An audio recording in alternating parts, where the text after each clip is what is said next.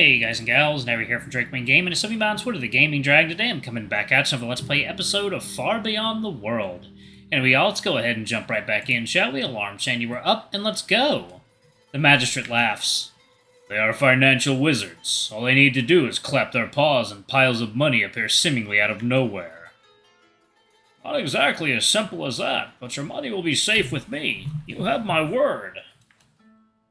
Yes, Master Warrior, you can rely on him, my friend. I give Rannick a worried look, but to my surprise, the wolf smiles towards the groggy tiger. I believe Treasure Lord. His father made coin from my father in past. That's right, we still do have an account for Varric.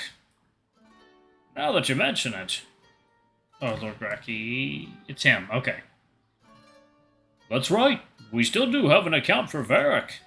Now that you mention it, it might need to pen him a letter before your departure. But please, no need to call me a lord. I'm merely a banker. Don't trust anything he says, dearie.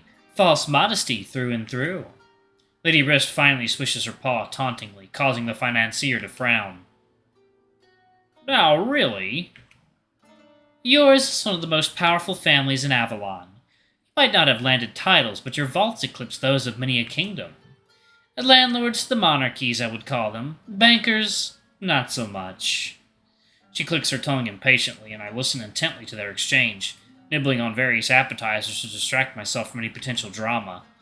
I enjoy some thin-dried pork sausages, which resemble broken twigs, but I think the stuffed olives grew on me the most, as they pair well with the wine and cheese. Please, no need to be so vulgar, Lady Tryst. I always find it amusing how those drowning in riches pretend to find the subject of money beneath them. I prefer dry honesty. You could have bought me, the magistrate, all of Tyrion and half the continent on an auction if you willed it so. If only they were on sale. Mel grumbles, sinking back into his seat. He clearly doesn't suffer this crude exchange well, but the Tryst woman doesn't take the hint. Everything has a price, dear Caius. It's just not always expressed in coin. The banker does not take the bait, and the tortured exchange comes to an end. I focus on the arrangement of dishes in front of me, and quickly eye out a plate filled with honey-glazed buns. As I reach out, my hand accidentally bumps into that of the kid sitting in front of me. Sorry, go ahead, he mutters in an awkward voice of a startled youth at a family gathering, and I cannot help but smile. This was me just a few weeks ago. See, Finn? It isn't just old cocks and soggy balls. You have finally met your peer, his father says in a bombastic voice, adding more mortification onto his features. A fine, strapping lad, your son. They would make good friends. The magistrate throws in, bopping his head between us, and I almost mimic Finn sinking into the chair. 2 peas in a pod, as they say.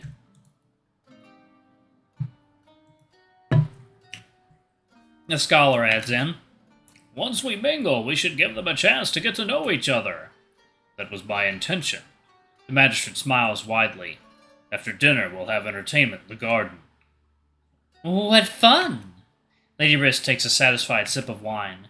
I can hardly wait to make a few acquaintances tonight myself. As long as I'll get to command most of your time, dear lady. Oh, I wouldn't dream to neglect my host. Exchange a cordial chuckle, I return to my meal, blocking embarrassed gaze with Finn one more time. He shrugs apologetically, as if any of this was his fault, and I just shake my head. From the get-go, this was a setup. The magistrate is fixed on finding a connection between me and Yorick's party. I also feel that we've been played in some way when it comes to the Royal Mage.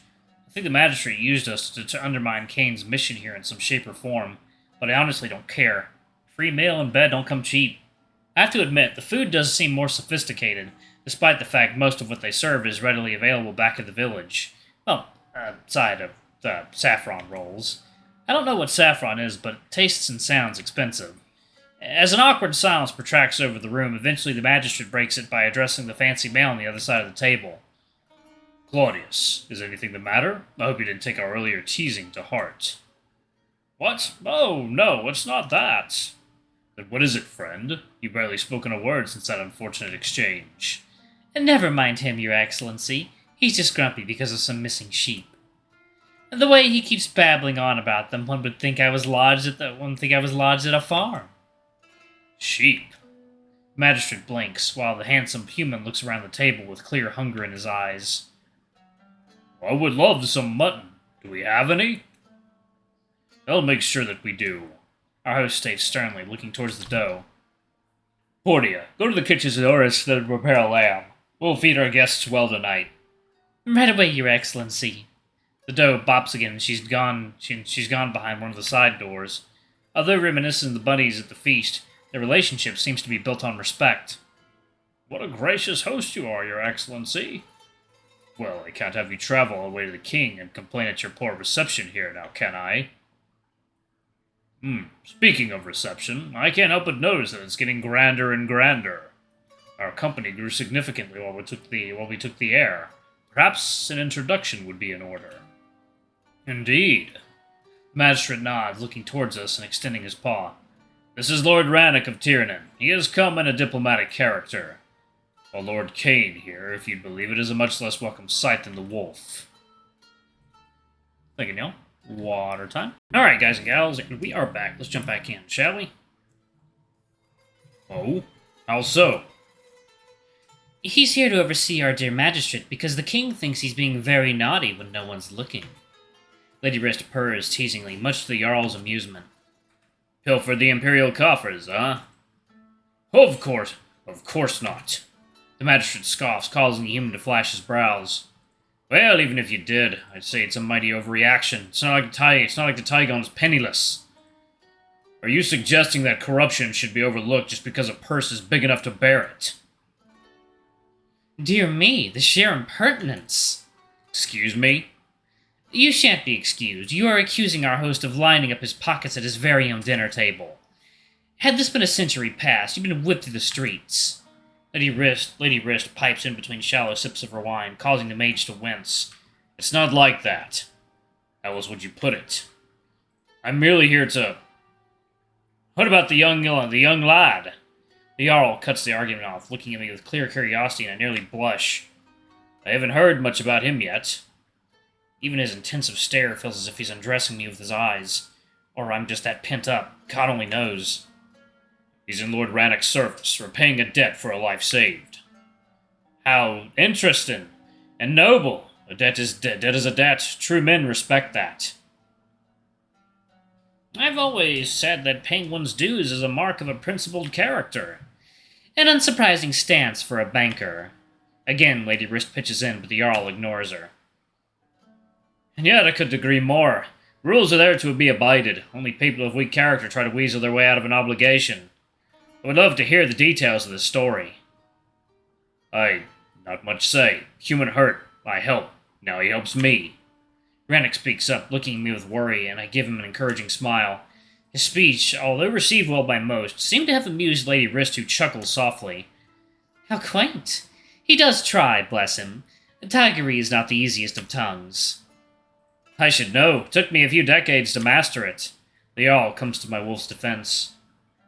And you speak it beautifully, darling. One can hardly discern you. You're from a faraway backwater. You do me kindness, your ladyship. Polite, even in the face of veiled insults. Even I noticed she didn't use his honorary title. He's quite the man. You should hear Master Orient speak. The magistrate diverts the attention to me, and I shudder. He wields it as if he was born to it. Well, now I must hear that. Her comment sounds more challenging than anything. Come now, speak up, lad. I do not know what to say, other than I'm extremely grateful for being in such exalted company. My word, it's as if I heard a tiger speak. The older man gasps, looking at me with the now familiar astonishment. Even the Jarl was taken aback. Impressive. And uncanny. Lady Wrist, however, seems not so amused, and I decide to preempt any further comments by showcasing my alertness in the conversations around me.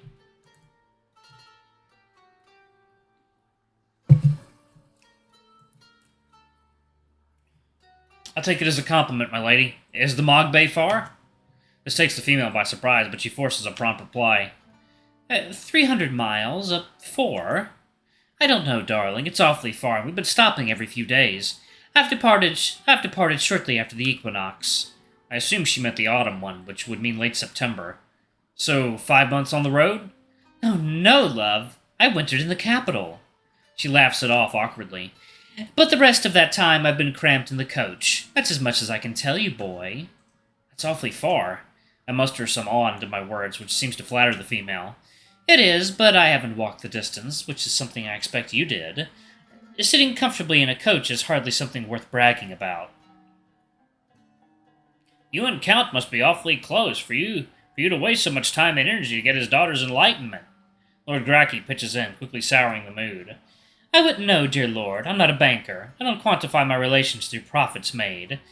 I just do what needs to be done, what's socially expected of me, and I can reasonably bear. She quips quite sharply, but quickly redirects her attention back to me. I applaud your manners, boy. I really do. Those are oft the hardest to master. But please, let us use correct addresses. I'm not your lady. You don't owe allegiance to me. Thank you. I'm sorry? I look at her confused and the female sighs. It's all quite easy. When referring to me, simply say your ladyship, and we'll all have a much better time of it. I'm afraid I'm still confused. He is your lord. You owe your allegiance to him. She bops her head towards Rannoch. I'm just a lady of a faraway realm you have no connection to. I'm not your lady.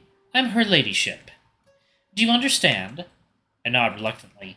I'm still not sure why it's so important, other than to put me in my place, but thankfully Lord Maris saves me the hassle of responding.